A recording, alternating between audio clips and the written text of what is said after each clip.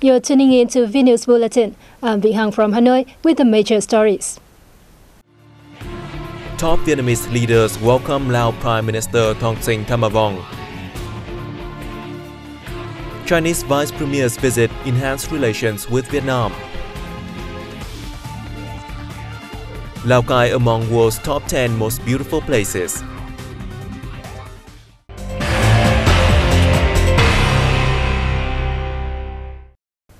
During his 6-day visit to Vietnam, Laos Prime Minister Thongsin Thamavong was welcomed by Vietnamese leaders on July the 17th. Let's take a look. In a meeting with the Laos Prime Minister, Party General Secretary Nguyễn Phú Trọng said Vietnam would do its utmost to boost the solidarity and comprehensive collaboration between the two countries, including their cooperation in international forums and in the ASEAN community. The Laos Prime Minister thanked the Vietnamese party, governments and people for their support for Laos. He affirms that the Laos government would work closely with its Vietnamese counterpart to effectively carry out the agreements signed between the two countries, contributing to deepening the Vietnam-Laos special relations. During their talk held in Hanoi on July 17th, Prime Minister Nguyễn Tấn Dũng called on Vietnam and Laos to boost trade in the last 6 months of this year to achieve their yearly target of $2 billion. He said Vietnam and Laos should cooperate closely in fighting terrorism plots and cross-border drug trafficking. He proposed that the two nations effectively carry out projects on education and human resource development, boost work together in agriculture and rural development, focusing on rice and fruit tree cultivation, aquaculture, farm processing and irrigation. The Laos Prime Minister called on Vietnam to enhance economic cooperation and investment in his country. He said Laos will create favorable conditions for Vietnamese firms to run their long-term businesses and fare well in the country. The same day, National Assembly Chairman Nguyễn Sinh Hùng met with the Laos Prime Minister. He congratulated the Laos Party, legislature, government and people for their achievements in national construction and development in recent years. Chairman Hùng said the two countries' legislative bodies should cooperate closely on the implementation and supervision of inter-parliamentary projects and activities to ensure they are implemented effectively. The Laos Prime Minister expressed his satisfaction with the outcomes of the cooperative ties between the two countries. He proposed the two sides work together closely to effectively carry out cooperation agreements on security, national defense and economy. He said the Lao National Assembly was in the process of revising its charter and called upon Vietnam to share its experience in this area. Chinese Vice Premier Chiang Kai-li, who is also a member of the Politburo Standing Committee of the Communist Party of China, is currently on a visit to Vietnam. We have more in the following report. Party General Secretary Nguyễn Phú Trọng hosted a reception for the visiting Chinese Vice Premier in Hanoi on July 17th. He told his guests that the Vietnamese party, state and people always attach importance to developing the Vietnam-China Comprehensive Strategic Cooperation Partnership. He said the two parties should increase exchange, strengthen collaboration in all areas, and resolve issues existing in bilateral relations for peace, stability and cooperation in the region. The Chinese Vice Premier affirmed the party and state of China value the traditional friendship and comprehensive cooperation with Vietnam. He spoke highly of the development of bilateral relations and praised the achievements made by the Vietnamese party and people in renewal process. He also lauded the role and position played by Vietnam in the region and the world at large.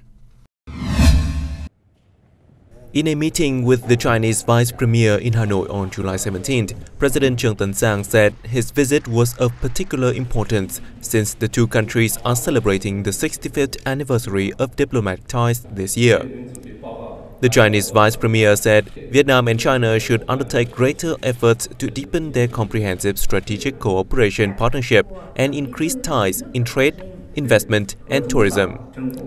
He called upon the two sides to devise solutions to balance trade and coordinate the improvement of production capacity and effectiveness. President Sang said in order for the two countries' relationship to develop in a healthy, stable and long-term manner, it was necessary to build political trust, which is based on implementing high-level agreements. He proposed that China increase its investment in advanced technology projects in Vietnam and boost cooperation on tourism. With regard to the East Sea issue, he said Vietnam and China should observe the agreements reached by the two sides, since this would open up opportunities for resolving the issues appropriately. China's Vice Premier Zhang Gaoli has hailed the significance of the Vietnam-China Friendship Palace, which, once completed, will be a symbol of the two countries' friendship and serve as a venue for their people to meet and hold exchange activities. Visiting the construction site in Hanoi the same day, Zhang stressed the need for China's Yunnan Group, the project's main contractor, to ensure construction quality. Construction on the palace began on March 4, 2015, with support from the two governments, ministries, sectors and localities to put the palace into use by 2017.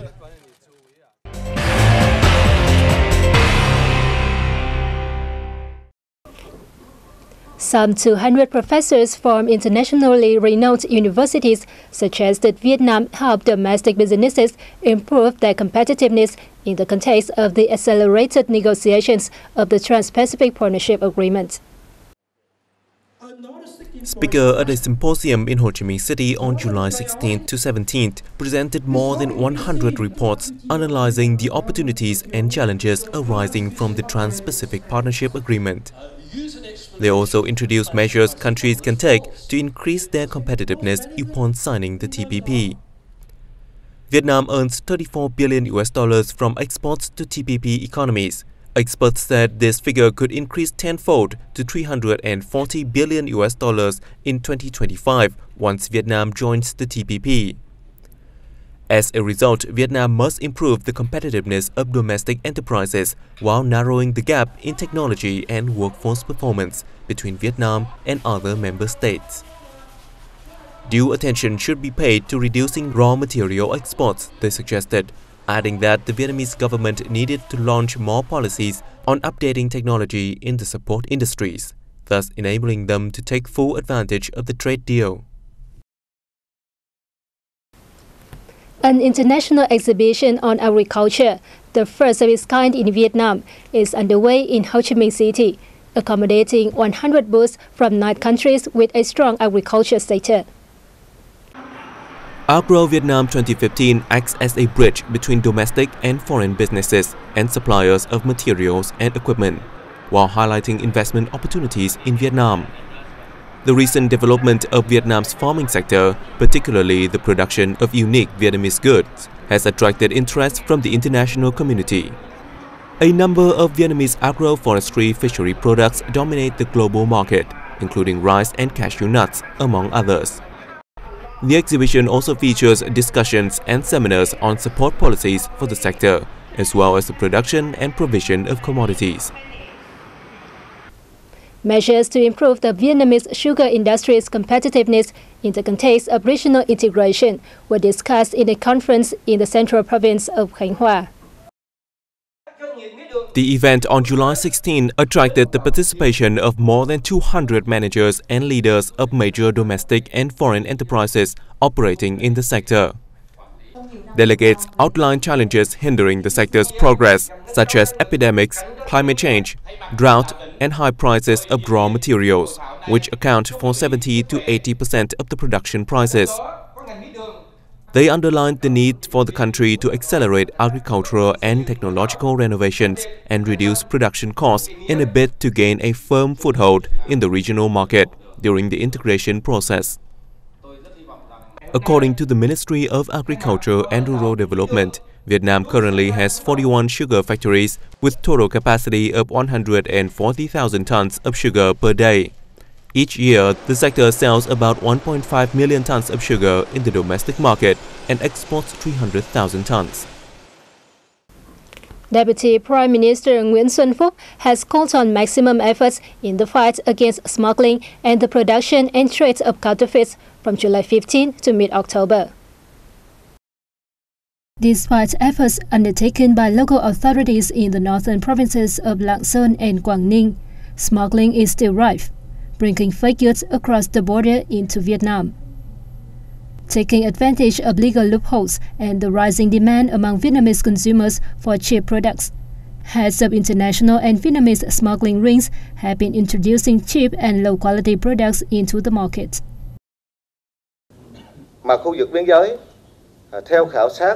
One of our biggest challenges is that smugglers are conducting more complicated and sophisticated actions. They have researched our policies very carefully. The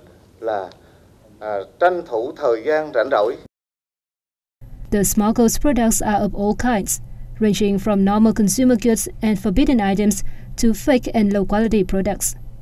Most importantly, this means these products have not undergone a quarantine procedure. Within the first 6 months of 2015, local authorities have unveiled nearly 96,000 offences, a 33.9% rise compared to the previous year, resulting in fines of more than $200 million.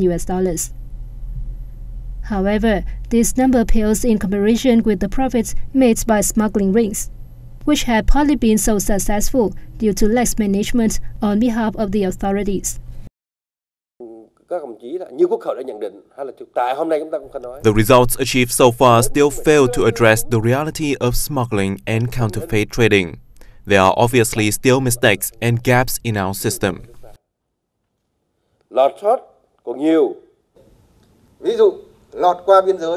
Police forces usually have to retrace the smuggling route to find out where the goods come from. We have discovered that many cases occur due to local authorities' lax management.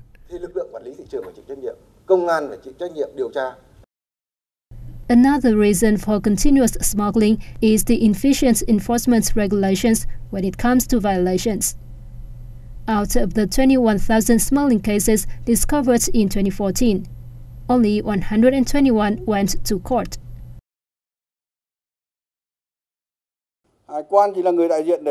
There needs to be more cooperation between customs and other relevant agencies. Besides, we need to create a fair business environment. In order to combat smuggling, preventive measures and law enforcement need to go hand in hand with changes in billing and documentation for cross-border trade. Moreover, in the long run, Vietnam needs to boost domestic production, increase its competitive edge, and raise awareness of the harmful effects of counterfeit products.